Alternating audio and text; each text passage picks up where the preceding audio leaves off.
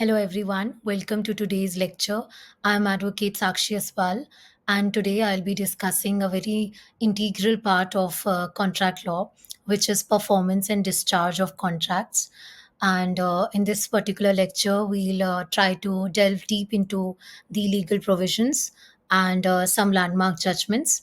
And I'll end this particular lecture with some practical scenario based questions pertaining to the provisions that we will discuss about, and feel free to comment in the comment section below your thoughts, your views, and even certain doubts that you hold with respect to this particular topic.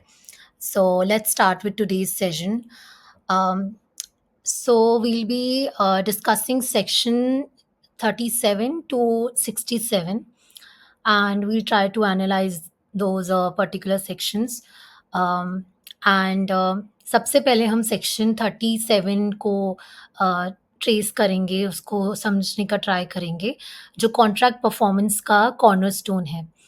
ये section state करता है कि party की fundamental duty है कि वो अपने promises को परफॉर्म करे या परफॉर्म करने का offer they, which is tender, जब तक कि परफॉर्मेंस को एक्ट या किसी और लॉ के अंडर डिस्पेंस या एक्सक्यूज ना किया गया हो।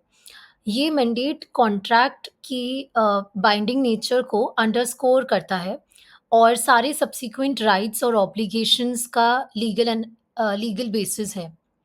राइट। अगर प्रोमिसर की डेथ हो जाती है, तो उसके लीगल रिप्रेजेंटेटिव्स को प्रॉमिस परफॉर्म करना पड़ेगा, जब तक कॉन्ट्रैक्ट में कुछ और ना लिखा हो। एग्जाम्पल के लिए, अगर ए ने बी को 100 बैग्स ऑफ सीमेंट सप्लाई करने का कॉन्ट्रैक्ट किया और ए की डेथ हो गई, तो ए के रिप्रेजेंटेटिव्स को ये सप्लाई करना पड़ेगा। लेकिन एक क्रूशियल एक्सेप्शन है। अगर कॉन्ट्रैक्ट किसी की पर्सनल स्किल या आर्टिस्टिक एबिलिटी से रिलेटेड है, जैसे कि एक पेंटर का पिक्चर बनाना, तो उसकी डेथ के बाद कॉन्ट्रैक्ट डिस्चार्ज हो जाता है और रिप्रेजेंटेटिव्स को परफॉर्म नहीं करना पड़ता। इसका रीज़न ये है कि कंसिडरेशन, विच मीन्स जो प्रॉमिस का वैल्यू है, वो unique, non fungible nature of the individuals promise है, जिसको सब्स्टिट्यूट नहीं किया जा सकता। Right. So here it talks about a substitute for action. Next हम टेंडर ऑफ परफॉर्मेंस की डिस्कशन करेंगे। प्रॉमिसर अपना ऑब्लिगेशन फिल करने का वैलिड ऑफर देता है, लेकिन प्रोमाइसी उसे रिफ्यूज कर देता है, तो इसको अटेम्प्टेड परफॉर्मेंस या टेंडर कहते हैं। Right. So in a very simple language, this is what you can understand about tender. Section 38 के अकॉर्डिंग, अगर टेंडर वैलिड है, तो प्रॉमिसर की लाइबिलिटी नॉन परफॉर्मेंस के लिए डिस्चार्ज हो जाती है। इसके लिए टेंडर को कुछ कंडीशंस को फुलफिल करना होता है। Right. So there are certain conditions which needs to be fulfilled, and then only it will be the liability of the promisor for non-performance of the discharge of a contract. So first is unconditional, which means offer में कोई extra terms या conditions नहीं होनी चाहिए जो original contract में नहीं थे। फॉर एग्जाम्पल, अगर ए बी को ₹1000 पे करने थे, और ए ने कहा कि मैं ₹1000 दूंगा, लेकिन आपको पहले मेरी कार वॉश करनी होगी, तो ये एक इनवैलिड टेंडर है यहाँ पर। Proper time and place is another very important factor. Offer reasonable time और प्लेस पर होना चाहिए। फॉर एग्जाम्पल, अगर एक कॉन्ट्रैक्टर बिल्डिंग मटेरियल डिलीवरी करने का ऑफर रात के 2 बजे देता है, तो वो वैलिड टेंडर नहीं है। Then we have whole obligation. Offer पूरा ऑब्लिगेशन फुलफिल करने के लिए होना चाहिए, ना कि पार्शियल।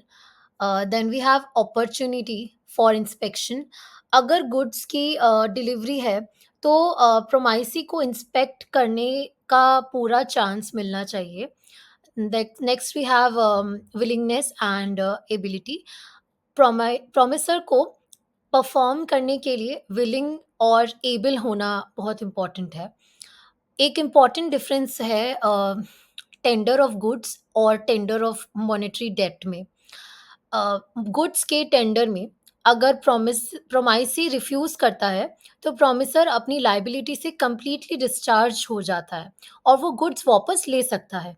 लेकिन मॉनेटरी डेट के टेंडर में प्रोमिसर की लायबिलिटी प्रिंसिपल अमाउंट के लिए रहती है। बस वो सब्सीक्वेंट डैमेजेस का या इंटरेस्ट से बच जाता है।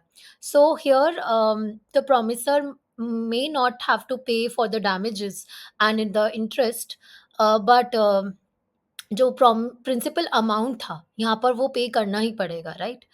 Then we have another important criteria, which is time and place of performance. Section 46 से 50 में time and place of performance के रूल्स मेंशन्ड हैं इंडियन कॉन्ट्रैक्ट एक्ट में। ये रूल्स तब अप्लाई होते हैं जब कॉन्ट्रैक्ट ये डिटेल्स एक्सप्लिसिटली डिफाइंड नहीं होती हैं। So first is section 46, no time specified or no application. अगर कोई टाइम स्पेसिफाइड नहीं है, तो प्रॉमिस को रीज़नेबल टाइम में परफॉर्म करना पड़ेगा। फॉर एग्जांपल, अगर आपने एक कारपेंटर को किचन कैबिनेट्स बनाने का कॉन्ट्रैक्ट दिया, तो उसको एक रीज़नेबल टाइम में वो काम कंप्लीट करना पड़ेगा। रीज़नेबल टाइम कॉन्टेक्स्ट पर डिपेंड करता है। Then we have section 47, okay. It talks about time specified, no application. अगर टाइम स्पेसिफाइड है और प्रोमाइसी का एप्लीकेशन नहीं चाहिए, तो प्रोमिसर को यूजुअल बिजनेस आवर्स में परफॉर्म करना चाहिए। फॉर एग्जांपल, अगर ए को बी को एक सर्टेन डे पर बुक्स डिलीवर करनी होती हैं, तो ए वो डिलीवरी उस दिन बिजनेस आवर्स के ही ड्यूरिंग कर सकता है। Then we have another crucial section, which is section 48, which talks about time specified, application required. अगर टाइम स्पेसिफाइड है और एप्लीकेशन चाहिए, तो प्रोमाइसी की ड्यूटी है कि वो प्रॉपर टाइम और प्लेस पर application they. Then we have section 49. It clearly states about no place fixed and no application. अगर कोई प्लेस फिक्स नहीं है और एप्लीकेशन नहीं चाहिए, तो प्रोमिसर को प्रोमाइसी से रीजनेबल प्लेस अपॉइंट करने के लिए अप्लाई करना पड़ेगा।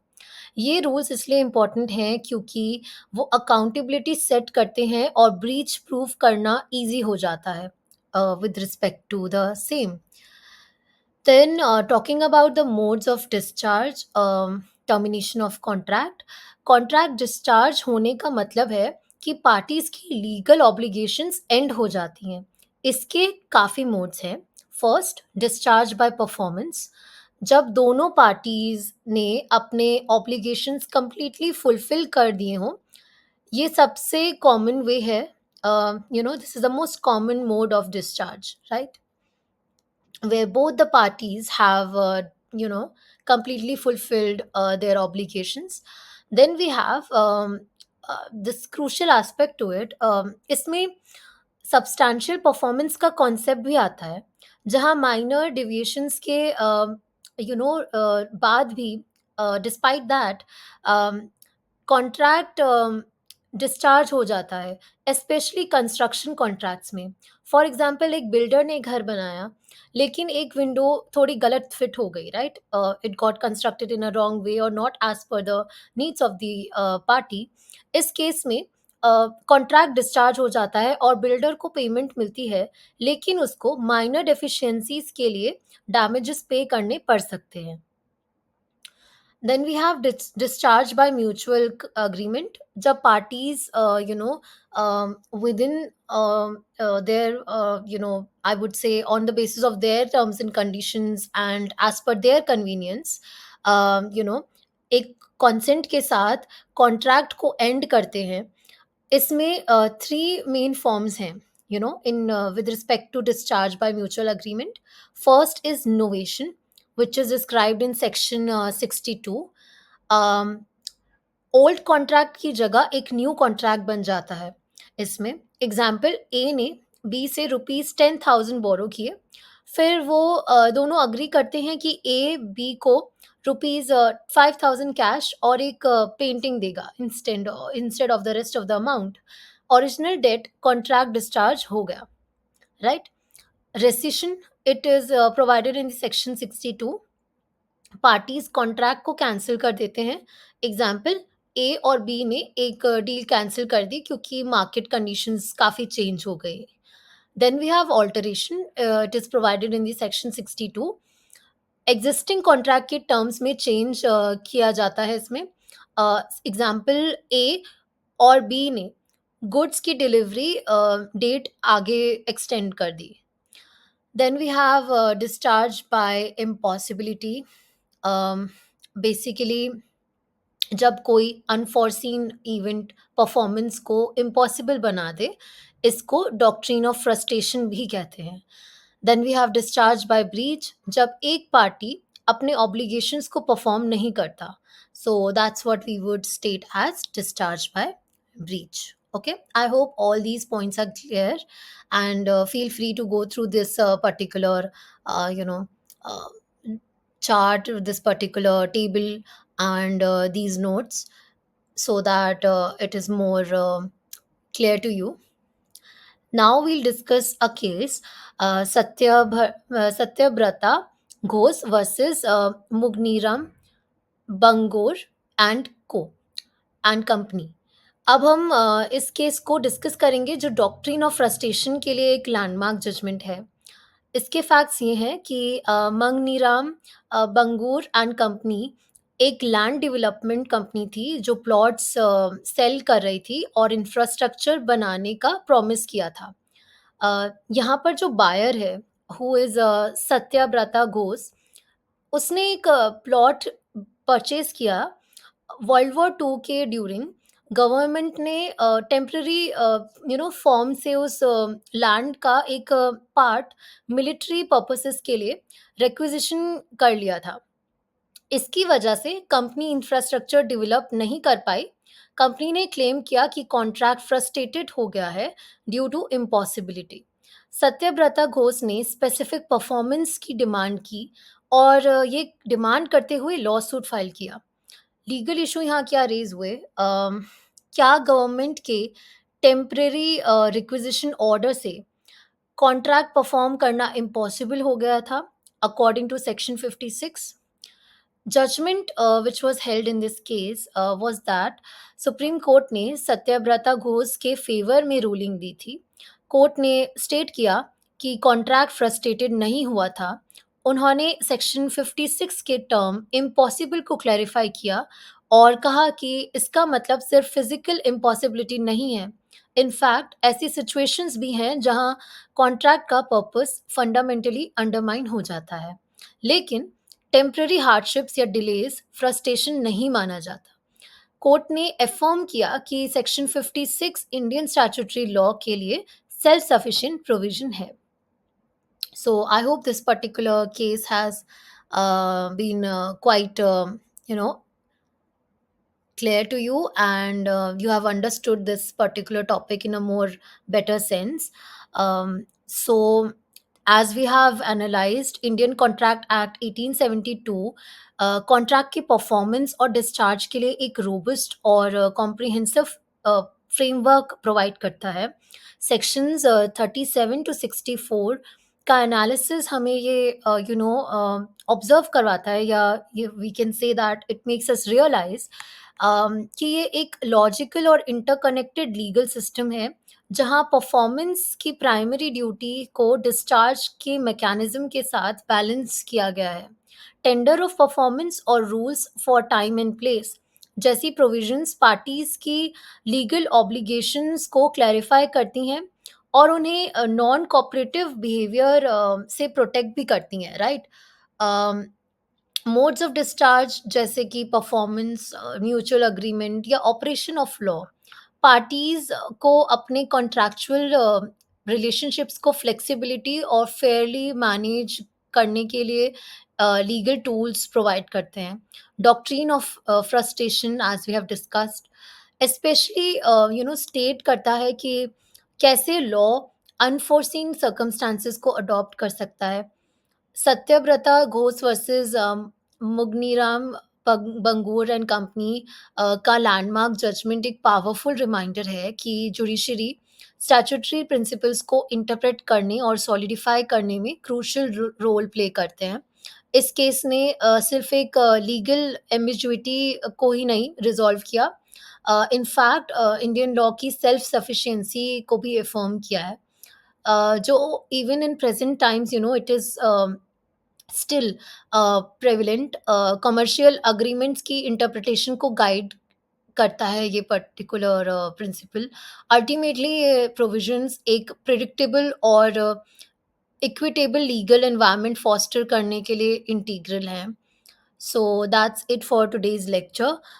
With respect to the practical scenario-based question, let's discuss two questions.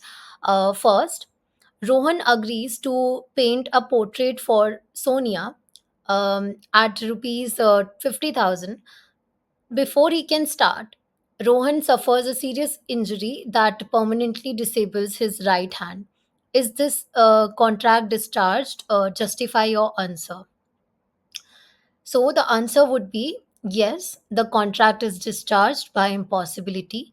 This falls under the exception to section 37. The contract involved Rohan's personal skill and artistic ability, which cannot be delegated or substituted. The injury makes it physically impossible for him to perform the promise. So the contract is discharged, and his legal representatives are not bound to fulfill it. This is an example of discharge by impossibility, as the performance has become impossible due to supervening event. Now let's discuss second question. A agrees to sell 500 bags of wheat to B. The contract does not specify a place for delivery. A asks B to come to A's warehouse to pick up the wheat, but B refuses, stating it's A's duty to deliver. Is A's offer to valid tender, and what does the law say about the place of performance? Try to think about it and comment your thoughts and even the answer that you think is valid in the comment section below. So the answer would be no. A's offer is not a valid tender because it doesn't align with the legal provision. According to Section 49 of the Indian Contract Act, when no place for performance is fixed and no application is to be made by the promisee, it's the promisor's duty to apply to the promisee to appoint a reasonable place for performance. Therefore, A should have applied to B to fix a reasonable place. B's refusal to legally justified. B's refusal is here legally justified, and A's offer to perform at his own warehouse is not a valid tender because it does not follow the procedure laid down by law. This shows how crucial the framework for time and place is in the case of preventing disputes and assigning accountability. So I hope this particular topic was clear to you. Since we have discussed the relevant case law and some practical scenario based questions as well. Um, Thank you for listening to this lecture, for being attentive, and wishing you all the best for your studies and for your exams. Stay tuned for the next lecture. Thank you. Like, share, and subscribe to our YouTube channel, Legal Vidya.